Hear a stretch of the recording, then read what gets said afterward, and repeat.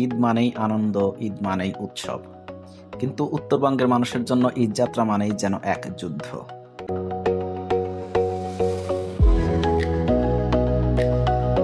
ঢাকা ছাড়ার পর থেকেই শুরু হয় ভোগান্তি।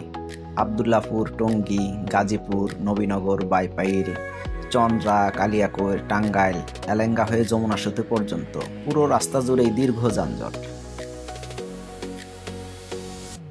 কোথাও গাড়ি চলছে ধীরে, কোথাও একেবারেই থেমে আছে।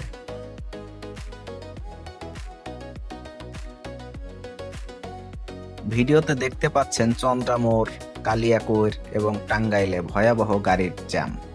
গাড়িগুলো যেন নড়ছেই না, সামনে শুধু গাড়ির দীর্ঘ সারি। অন্যদিকে ঢাকাগামী লেন প্রায় ফাঁকা পড়ে আছে। এই যানজটের কারণে একদিকে যেমন সময় লাগছে অনেক বেশি, তেমনি গাড়িতে প্রয়োজন হচ্ছে অতিরিক্ত জ্বালানি। বেড়ে যাচ্ছে ভাড়া। এমনিতেই ইরান যুদ্ধের কারণে দেশে জ্বালানি তেলের সংকট তৈরি হয়েছে। এই অবস্থায় জনগণের ভোগান্তি আরও বেড়ে যাচ্ছে। বাস্তবতা হলো রাস্তাগুলো এখন ফোরলেন করা হয়েছে, কিন্তু এলেঙ্গা থেকে যমুনা সেতু পর্যন্ত এখনো কাজ চলমান। এর সাথে যোগ হয়েছে যমুনা সেতুর টোল প্লাজা এবং সেতু যথেষ্ট চওড়া না হওয়ায় অতিরিক্ত চাপ তৈরি হচ্ছে।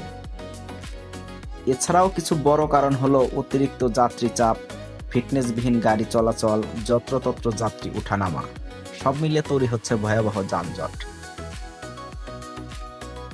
প্রশ্ন রয়ে যায়, কবে এই ঈদযাত্রা হবে স্বস্তির?